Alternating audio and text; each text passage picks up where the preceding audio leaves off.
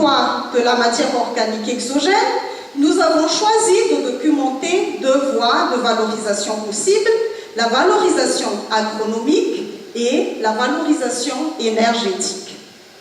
En ce qui concerne la valorisation agronomique, elle a été longtemps pratiquée car la matière organique est à l'origine de la fertilité des sols et la clé d'une bonne activité biologique dans ce sol.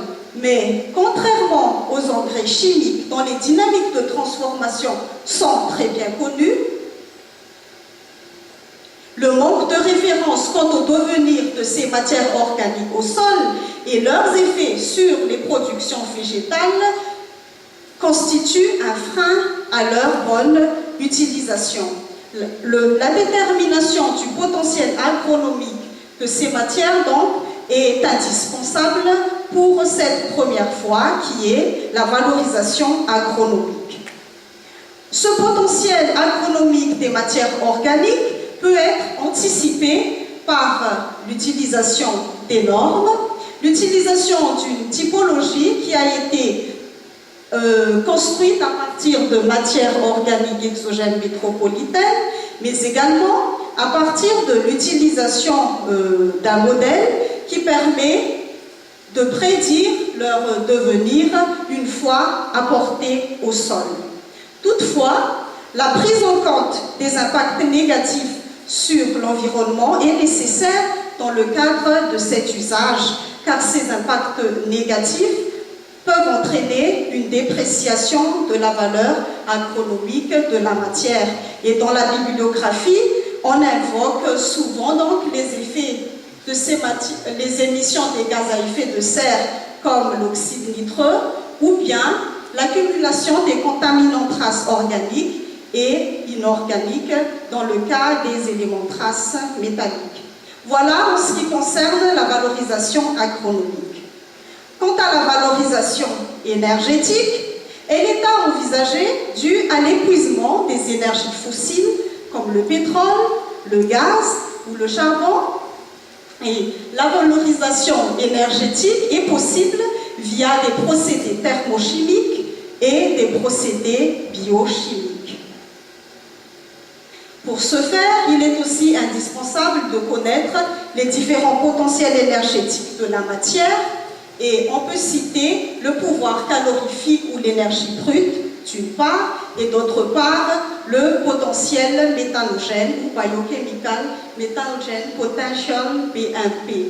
Et il est à noter que l'énergie brute et le potentiel méthanogène sont liés aux propriétés intrinsèques de la matière organique exogène.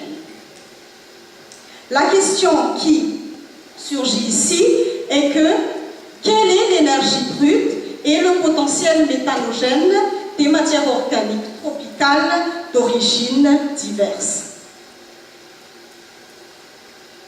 Un bon candidat à la caractérisation qui est l'étape clé à l'orientation d'usage de ces matières est la spectrométrie proche infrarouge.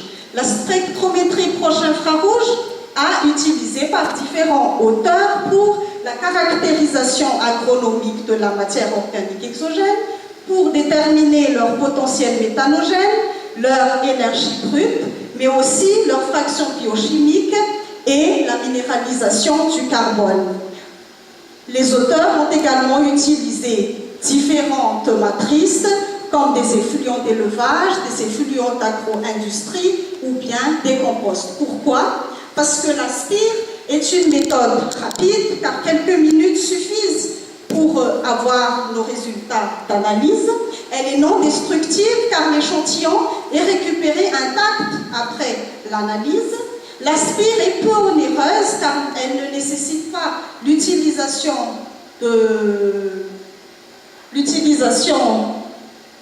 d'intrants de réactifs chimiques. Elle est portative du fait qu'elle permet de résoudre les contraintes frontalières liées au transport des échantillons. Néanmoins, la SPIR présente quelques inconvénients, surtout donc au début à sa mise en place, car elle nécessite des analyses de référence, mais également la nécessité d'avoir une base spectrale robuste. Et notre question est, est-ce que la spire serait valable pour la caractérisation de ces matières organiques en milieu tropical? Le bilan de cette partie introductive fait état du manque de références traitant à la fois de la diversité des matières organiques exogènes et de leur multi-usage, et elle fait ressurgir plusieurs questions comme le devenir de ces matières suite à un apport au sol, le niveau des impacts négatifs qu'elles peuvent avoir sur l'environnement, ou encore quelle est leur énergie brute, quel est leur potentiel méthanogène, et est-ce que la spire est applicable pour la caractérisation de ces matières organiques exogènes. Et tout ceci nous amène à répondre à la problématique suivante: comment caractériser les matières organiques exogènes pour orienter judicieusement leur valorisation. Afin de répondre à notre problématique, la démarche conceptuelle suivante a été menée. Elle porte sur 3 axes. L'axe numéro 1, caractérisation des propriétés intrinsèques de toutes les matières organiques. L'axe numéro 2, qui portera essentiellement sur la détermination des potentiels sur la base de matières organiques représentatives. Cet axe est divisé en plusieurs parties, dont la caractérisation de ce qu'on appelle les potentiels positifs, qui est le potentiel agronomique ou la capacité de transformation au sol de ces matières organiques dans le cadre d'une valorisation agronomique, ou bien la détermination du pouvoir calorifique et du potentiel méthanogène dans le cadre d'une valorisation énergétique. Comme je l'ai évoqué tout à l'heure, nous avons également traité les impacts négatifs qui peuvent être liés à l'utilisation de ces matières organiques exogènes. Enfin, et la spire, comme je vous ai présenté tout à l'heure, sera testée comme un bon candidat, d'une part, pour la caractérisation des propriétés intrinsèques de ces matières, mais également pour caractériser les potentiels positifs des matières représentatives. Et enfin, un troisième axe qui a intégré les informations obtenues à partir de l'axe 1 et de l'axe 2 et qui est une tentative de classement des matières organiques exogènes par une évaluation multicritère. Notre discours aujourd'hui sera recentré autour de la spire et elle ne parlera donc pas des impacts négatifs que peuvent avoir les matières. Nous discuterons essentiellement de la caractérisation des propriétés intrinsèques et de la détermination des potentiels positifs. Quelles matières avons-nous étudiées? Eh bien, nous avons étudié un peu plus de 2000 matières organiques exogènes qui ont été prélevées à La Réunion et à Madagascar, d'où l'adjectif tropical qui qualifie nos produits. Notre étude a concerné aussi bien des matières brutes que des matières transformées. Pour les matières brutes, nous avons eu des effluents d'origine animale, d'origine agro-industrielle, d'origine urbaine ou d'origine mixte. Et pour les effluents d'élevage, nous avions eu des effluents avicoles, bovins et porcins. Quant aux matières transformées, qui sont généralement des matières compostées, nous avons étudié des composts urbains et des composts d'élevage. Les composts urbains ont porté sur les composts de déchets verts, les terreaux, des composts du commerce et des composts prélevés à la décharge à Madagascar. Et les composts d'origine animale ont concerné des composts d'origine avicole, bovine et porcine. Voilà en ce qui concerne les matières étudiées.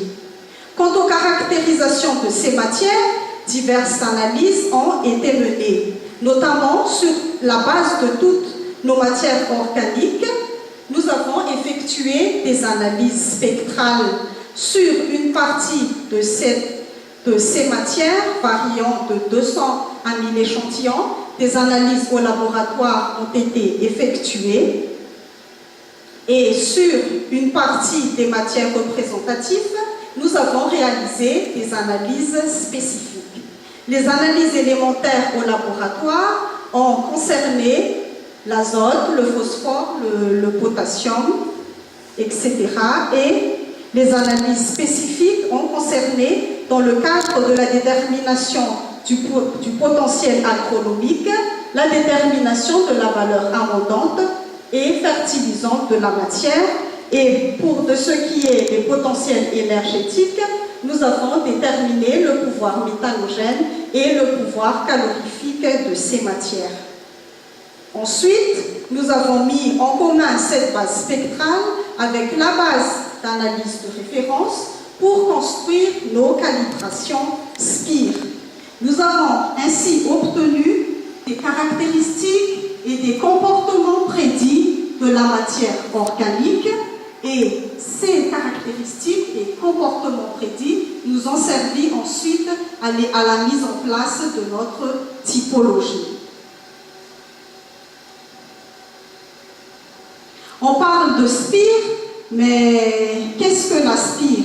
On appelle infrarouge le rayonnement qui correspond aux longueurs d'onde qui suit le visible, et conventionnellement donc, elle s'étend de 800 nanomètres à 2500 nanomètres.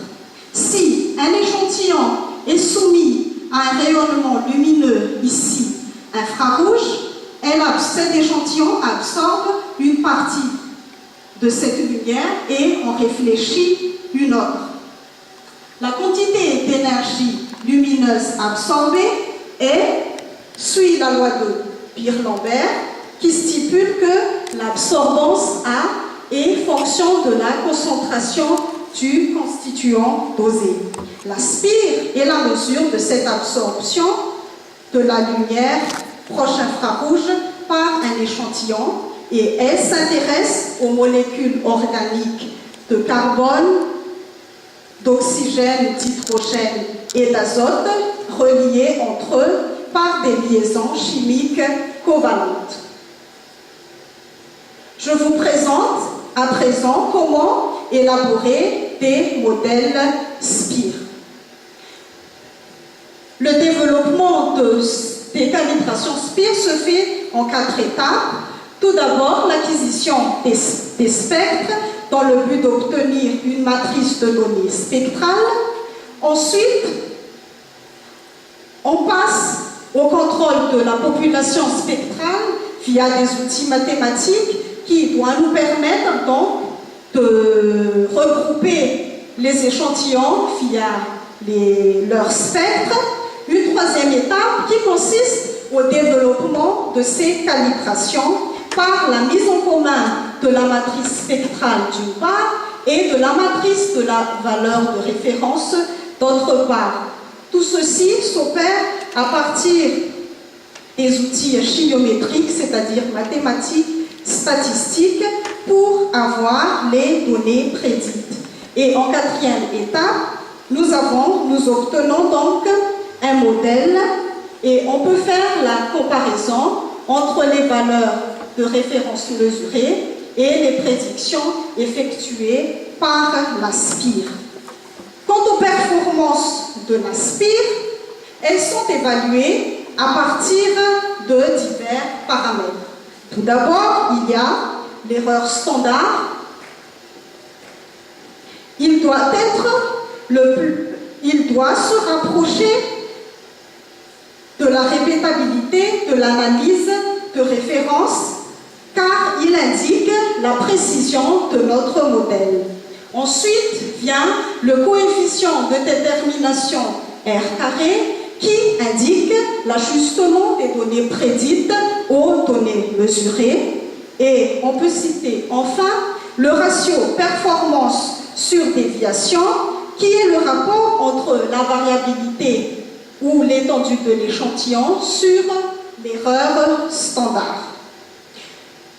Ce rapport RPD, quant à lui, donne une indication sur la qualité de l'information apportée par notre modèle SPIR. Bien que ce rapport a ses limites, comme le montrent les travaux de Bellon-Morel et al., il permet une interprétation facile de la qualité des modèles SPIR. Dans la suite, le RPD sera généralement évoqué pour juger de la performance de nos modèles SPIR. Après cet aperçu quant au matériel utilisé, la méthodologie générale ainsi que la présentation de la SPIR, nous allons à présent présenter les résultats obtenus suivant les différents axes de notre étude. Et commençons donc par l'axe 1 qui concerne la caractérisation des propriétés intrinsèques de toutes les matières organiques de la base de données et la puissance de la SPIR dans cette caractérisation. Je vous présente ici les résultats obtenus au cours des étalonnages SPIR pour les caractéristiques des matières organiques exogènes tropicales, en vous décrivant les matières organiques tropicales à partir de leur composition chimique et biochimique, et le test de la capacité de la SPIR pour prédire les caractéristiques des matières organiques. Les résultats, une partie des résultats obtenus sur la caractérisation de ces matières montrent une grande variabilité quant à l'étendue des éléments suivant les origines de ces matières organiques. En abscisse, donc, vous voyez les différentes matières organiques étudiées suivant leur catégorie et en ordonnée la teneur en carbone organique mesurée dans ces différentes matrices. Et ici, on peut dire que c'est l'effluent agro-industriel parmi nos échantillons qui a une forte teneur en azote. Quant aux prédictions des caractéristiques via la SPIR, je vous présente ici les résultats que nous avons obtenus sur le fameux RPD ou ratio performance sur déviation.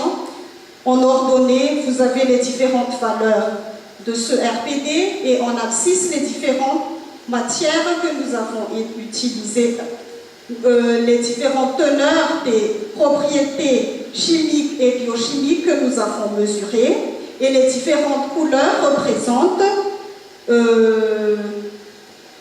la qualité de l'information apportée par nos modèles, c'est-à-dire qu'ils peuvent être acceptables, ne permettre qu'une approximation de valeurs, ne permettre que la distinction entre les valeurs fortes ou faibles ou tout simplement inutilisables.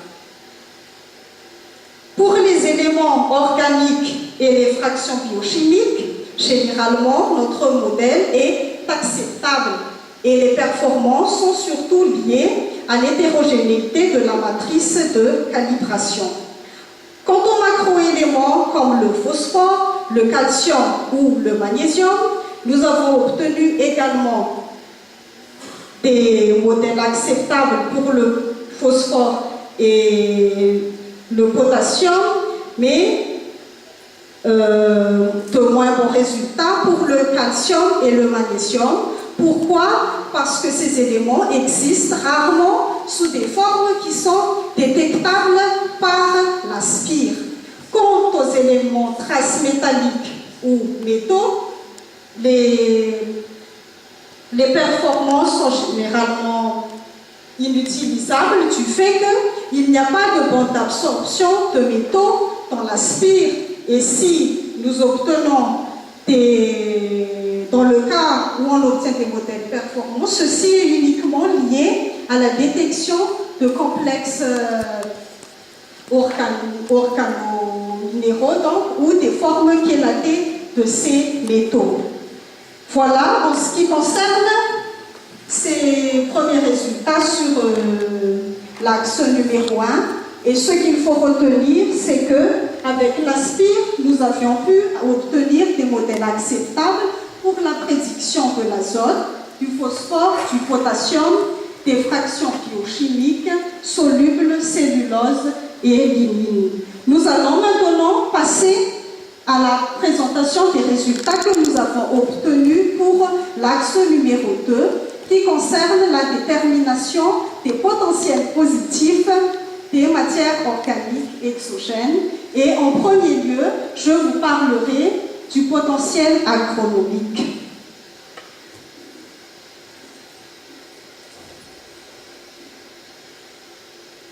La SPIR est le potentiel agronomique des matières organiques exogènes tropicales.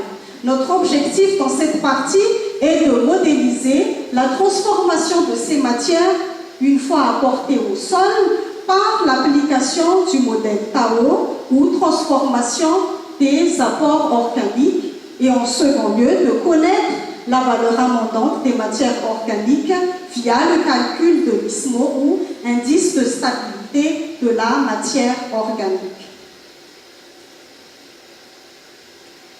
Cette partie a concerné 36 matières organiques exogènes et 2 sols, et nous avons réalisé 4 séries d'incubation en conditions contrôlées d'un mélange de sol et de matières organiques dans le but d'obtenir des courbes de minéralisation du carbone et de l'azote en fonction du temps.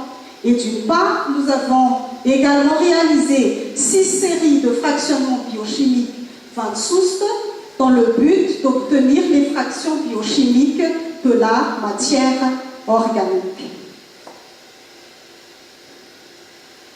Comme résultat des incubations contrôlées, je vous présente ici la dynamique du carbone minéralisé des fumiers que nous avons utilisés. Donc en abscisse, vous avez le temps d'incubation et en ordonnée, la proportion de carbone minéralisé au cours du temps. Et on peut voir que pour certains fumiers, on a de fortes minéralisations et pour un autre groupe de fumiers, nous avons une faible minéralisation. La conclusion que nous pouvons tirer est que pour une même nature d'échantillon, nous avons donc une différence entre leurs comportements. Comme je ne l'ai pas dit, mais vous l'avez sûrement remarqué, la durée de cette incubation est de 6 mois, donc sur une période assez longue. Et pour pouvoir surmonter et pouvoir écourter ce temps de mesure, il y a le modèle Tao ou transformation des apports organiques qui permet la prédiction de cette minéralisation de carbone. Dans son formalisme, ce modèle Tao divise la matière organique en 3 compartiments. Une fraction labile, une fraction stable et une fraction résistante qui vont se décomposer suivant tout d'abord leur taille et suivant une vitesse de minéralisation. L'application de ce modèle permet donc d'avoir des modélisations de la minéralisation de l'azote en trait continu où les courbes représentent les données simulées et les points représentent les données mesurées. Donc c'est ce genre de figure que nous voulons obtenir suite à l'application du modèle Tao. 3 approches sont évoquées dans la littérature pour l'utilisation de ce modèle. Tout d'abord, le Tao Param qui permet de prédire la taille des compartiments via cette équation et donc la taille des compartiments est définie en fonction des différentes courbes de minéralisation. Une deuxième approche consiste à évaluer la taille de ces compartiments via leurs caractéristiques carbone, azote et fractions biochimiques donc, sont utilisées pour évaluer la taille des compartiments ci-dessus. Et une troisième approche qui est le Tao Spire, bien évidemment, qui va permettre de relier les différentes tailles des compartiments au spectre proche infrarouge des matières que nous avons utilisées. Et côté temps, nous passons de 6 mois à 10 minutes par l'utilisation de la spectrométrie proche infrarouge. Ainsi, si on a le spectre d'une matière organique donnée, on pourrait donc obtenir des courbes de minéralisation.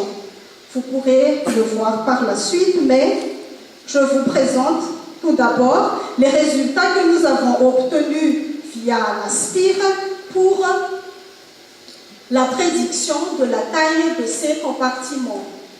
Comme vous pouvez le constater, nous avons obtenu de très bons modèles avec des RPD de 3 pour la taille du compartiment labile et un RPD de 3,4 pour la taille du compartiment résistant.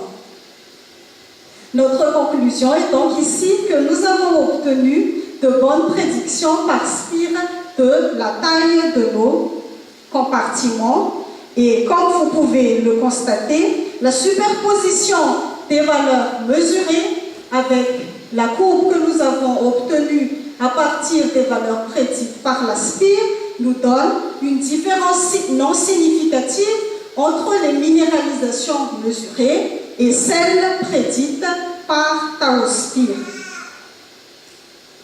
Et nous pouvons conclure que ce TAO-SPIR est validé pour les matières organiques exogènes tropicales, aussi bien pour les fortes minéralisations que les faibles minéralisations. Et vous vous demandez peut-être pourquoi nous avons effectué tout cela. Eh bien, tout simplement pour pouvoir déterminer la valeur amendante de la matière organique exogène, essentielle à savoir pour leur éventuelle utilisation agronomique.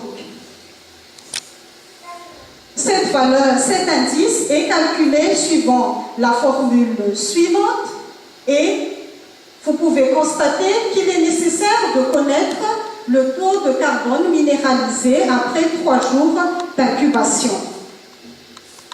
Et via la SPIR, nous avons pu donc calculer ce taux de carbone minéralisé à partir de du modèle TAO, et les têtes des compartiments sont celles prédites par la SPIR. Et notre conclusion est que l'ISMO est calculable à partir des fractions biochimiques et de la taille des compartiments prédits par la SPIR pour les matières organiques exogènes tropicales. Voilà en ce qui concerne cette partie sur le potentiel agronomique des matières organiques exogènes au milieu tropical. Quant à la détermination du pouvoir calorifique et du pouvoir méthanogène, vous allez suivre ci-après.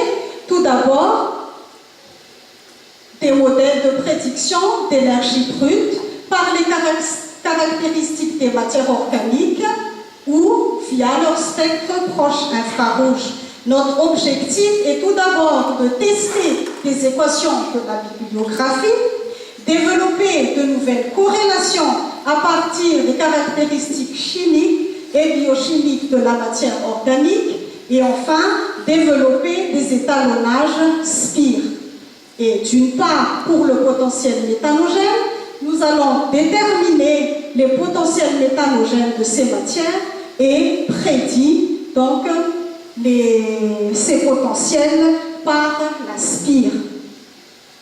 Les méthodes que nous avons utilisées sont d'une part pour la caractérisation des énergies brutes, nous avons fait usage de pompes calorimétriques et les mesures ont concerné 208 matières et des bons d'essai de méthanisation pour le potentiel méthanogène et cela a porté sur 19 matières. Les résultats obtenus sur la détermination des énergies brutes sont les suivantes. De nos 3 approches, tout d'abord, donc il y a eu les 12 équations de la bibliographie, il y a eu les nouvelles équations que nous avons élaborées et les modèles SPIR que nous avons construits à partir des spectres.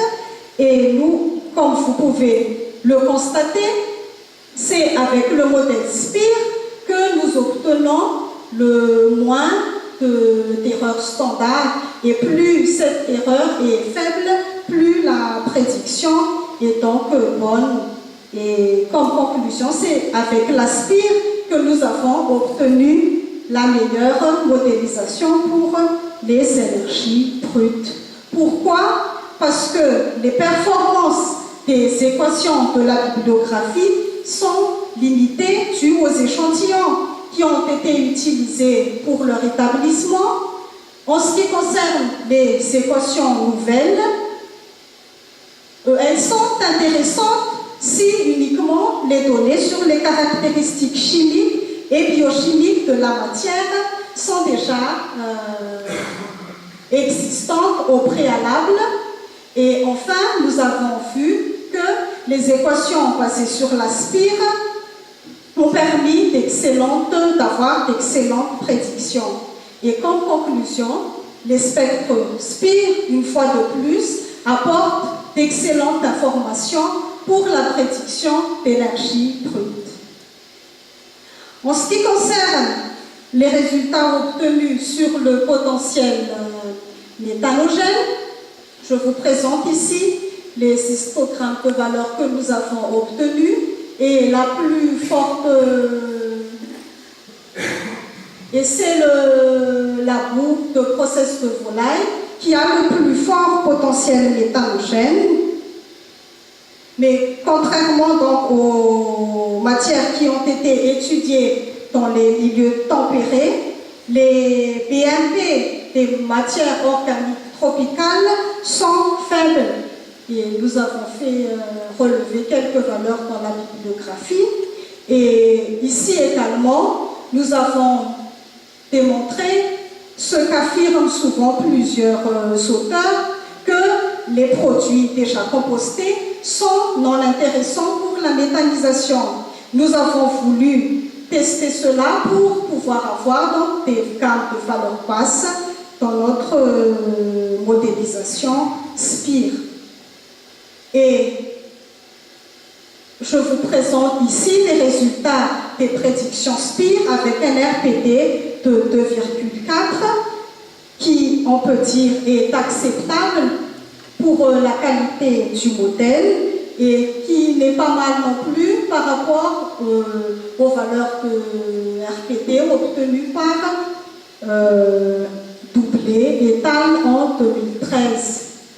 Ce que nous pouvons conclure ici, c'est que malgré le nombre limité de nos échantillons, 19, nous avons un accès rapide et précis sur le potentiel méthanogène des matières organiques exogènes via la SPIR.